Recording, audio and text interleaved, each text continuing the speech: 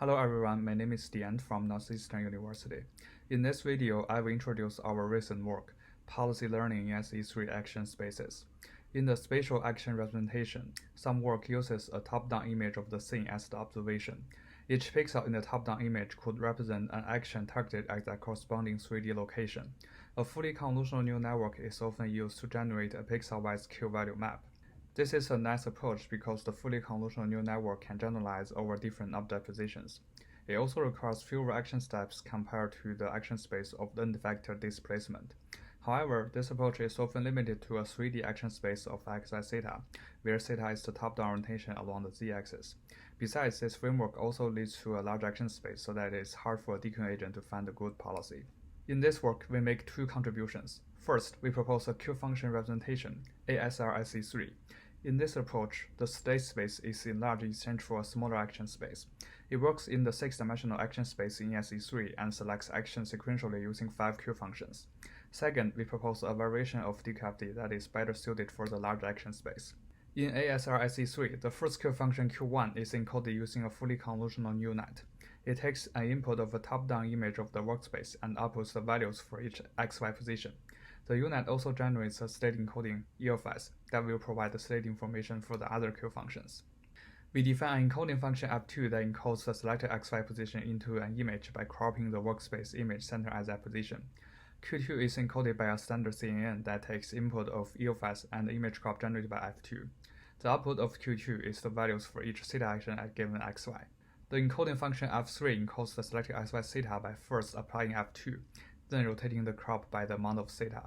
Q3 outputs values for each z action at given xy theta.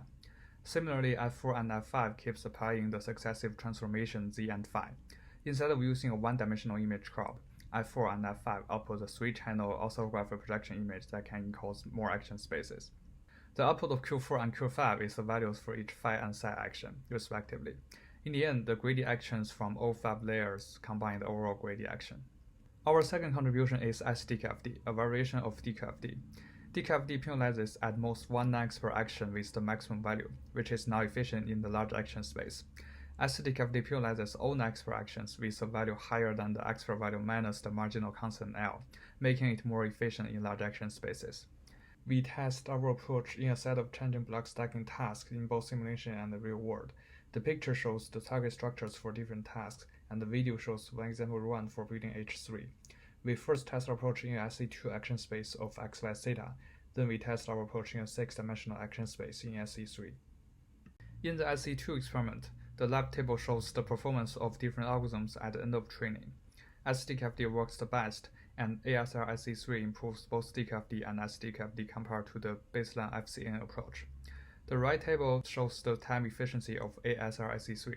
Our approach is much faster than the baseline FCN approach.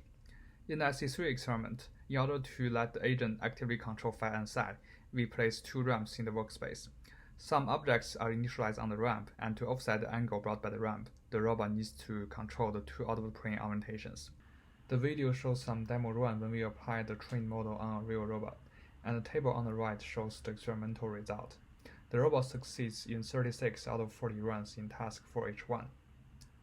In task H3, the robot only fails in 1 of the 40 runs.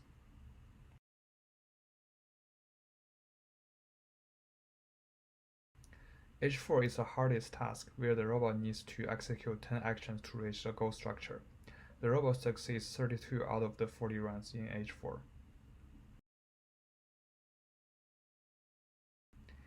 In IMH2, we use some unseen shapes during training for testing, and the robot only fails 1 of the 40 runs. Similarly, in IMH3, the robot also needs to construct using unseen shapes. The robot succeeds 31 runs here. In the end, we show the learner curves of ASRSE3 SDQfD compared with imitation learning baselines in simulation. The blue line, which is SDQfD, outperforms all baselines in all environments. To sum up, this work makes 2 contributions: ASRSE3, a Q-function representation for 6-dimensional action space in SE3, and SDQfD, a variation of DQfD that works better in the large action spaces. For more information, please refer to our paper. Thanks for watching.